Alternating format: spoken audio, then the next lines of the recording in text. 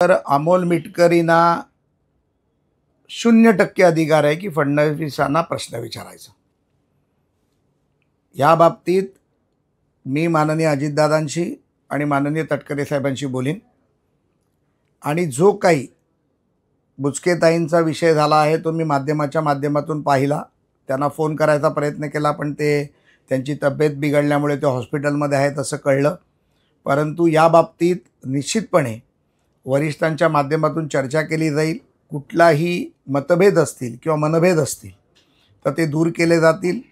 अशा प्रकारचं काम निषेध करण्यापर्यंत का गेलं हे देखील ताईंकडे चर्चा केली जाईल आणि निश्चितपणे माननीय सुनील तटकरे साहेबांशी या विषयावरती मी बोलीन, माननीय फडणवीस साहेबांशी देखील बोलीन, दादांशी देखील बोलीन आणि महायुतीमध्ये कुठल्याही प्रकारचा भेदभाव नाही, मनभेद नाहीत। आम्ही सर्व एकत्र आहोत आणि अशी एखादी जर घटना असेल तर वैयक्तिक जावं लागलं तरी मी स्वतः जाऊन या लोकांशी चर्चा करेन। जयंत पाटील यांचं वक्तव्य आहे की भविष्यात आमचंच सरकार येणार आहे, मवियाचं सरकार येणाऱ्या काळात दगडावरची रेष आहे असं म्हणतात। मुंगेरी लाल के हसीन सपने। जयंत पाटलांना आजकाल मुख्यमंत्री पदाचं स्वप्न पडायला लागलंय। 2 मारा पण बाजीराव म्हणणारे उद्धव ठाकरे मुख्यमंत्री होऊ शकत नाहीत।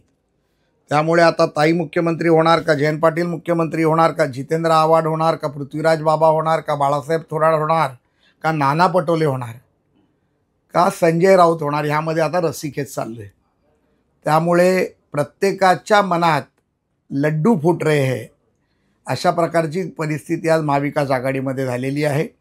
आम्हाला 100% खात्री आहे की राज्यामधली जनता, राज्यामधल्या भगिनी, राज्यामधली लोक आम्ही राज्यात केलेल्या विकास कामं असतील, लोकहितार्थ कामं असतील, लाभार्थींची कामं असतील, जनतेची कामं असतील, केंद्र सरकारने माननीय मोदीजींच्या नेतृत्वात मागच्या 10 वर्षात केलेलं काम असेल, यामध्ये निश्चितपणे माननीय एकनाथरावजी शिंदे, देवेंद्र फडणवीस, अजितदादा पवार आणि महायुतीच्या माध्यमातून सर्व समाज, सर्व घटक, कष्टकरी, शेतकरी, कामगार, महिला, उपेक्षित, युवक, तरुण तरुणी हे राज्यामध्ये महायुतीच्या मागे उभे राहतील याची मला खात्री आहे। मानगिरी यांच्या स्टेटमेंटनंतर राज्याची परिस्थिती निर्माण झाली आहे। आता अंबादास दानवे जे विधान परिषदेचे विरोधी पक्ष नेते आहेत त्यांनी म्हटलंय की राज्यामध्ये मुख्यमंत्री आणि उपमुख्यमंत्र्यांना दंगली घडवायचे।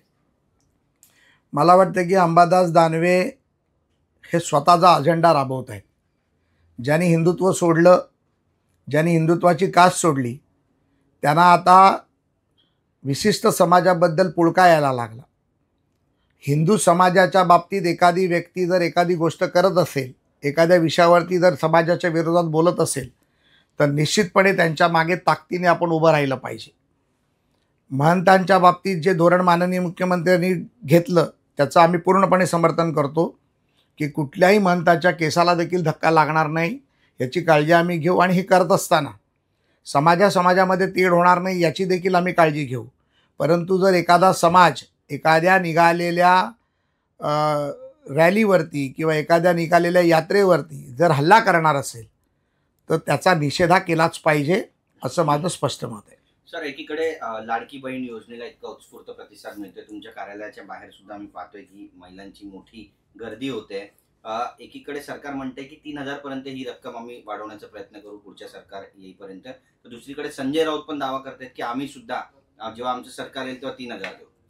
नाही, मला वाटतं की संजय राऊतांनी थोडंसं कर्नाटक सरकार, त्याच्यानंतर तेलंगणा सरकार यामध्ये राहुल गांधींनी केलेली आश्वासनं आणि लोकसभेमध्ये केलेलं खटाखटचं आश्वासन हे महाविकास आघाडीचा घटक म्हणून त्यांनी विचार केला पाहिजे।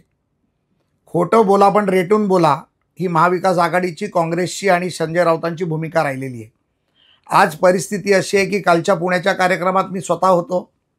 हजारो बहिणींची चेहऱ्यावरती जे हसू होतं, किंबहुना माननीय मुख्यमंत्री आणि उपमुख्यमंत्र्यांबद्दल एक भाव होता की माझ्या भावाने माझ्या पाठीवर हात ठेवला, मला रक्षाबंधनाची भेट दिली आणि त्यामध्ये तिन्ही नेत्यांच्या चेहऱ्यावरती जे आनंद आणि सुख होतं की एका बहिणीला जिला गरज आहे तिला मदत करण्याचे भाव त्यांच्या चेहऱ्यावर होते आणि त्यामुळे राज्यातली जनता जी त्यांच्या मागे पूर्ण ताकदीने उभी आहे याला हे घाबरलेले आहेत। त्यामुळे आता 3000 काय 30,000 देखील संजय राऊत सांगू शकेल। संजय राऊतचं काही जात नाही, सरकार काय त्याला चालवायचं नाही आणि मुख्यमंत्री काय त्याचं होणार नाही हे त्याला माहिती आहे। त्यामुळे माननीय मुख्यमंत्री एकनाथरावजी शिंदेंच्या भाषणाच्या वेळेला मी त्या व्यासपीठावर होतो.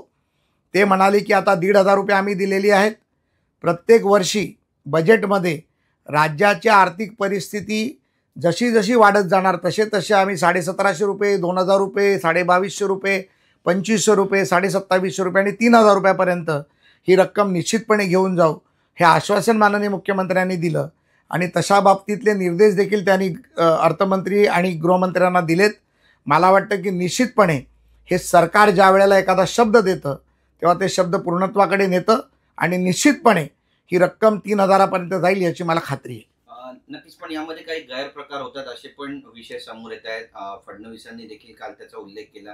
काही सावत्र भाऊ आहेत जे बहिणींच्या फॉर्मवरच फोटो चिपकवताना पाहायला मिळाले. हा नेमका प्रकार सगळा काय, किती गंभीर आहे? यामध्ये महाविकास आघाडीचे काही पदाधिकारी आमच्या लाडक्या बहिणींना फसवण्याचं काम करतायत. खोटे फॉर्म भरतायत, त्याच्यावर खोटे फोटो लावतायत, नंबर खोटे टाकतायत आणि त्यांना असं सांगायचा प्रयत्न करतायत की तुमच्या खात्यात पैसेच येणार नाहीत. मुळी ह्या गोष्टीची संपूर्ण जर आम्ही योजना सुरू करण्यापासूनचा जर तुम्ही इतिहास पाहिला तर काही लोकांनी म्हटलं की राज्याकडे पैसे नाहीत, पण 40,000 कोटीचं प्रोव्हिजन माननीय अर्थमंत्र्यांनी अर्थसंकल्पात केलं. त्यानंतर काही लोक कोर्टात गेले. काही सावत्र भावांनी बहिणींना पैसेच मिळणार नाहीत असं सांगितलं. पण दिनांक 14 ऑगस्टपासून खात्यामध्ये टकाटक पैसे यायला लागल्यानंतर आमच्या बहिणींचा आत्मविश्वास सरकारबद्दल वाढला. आपण जसा मगाशी उल्लेख केला की माझ्या कार्यालयात देखील याचं कार्यालय उघडलं आहे. आपलं सरकारचं कार्यालय माझ्या कार्यालयात मागून 1 वर्षापासून चालू आहे. रोज किमान 400 ते 500 भगिनी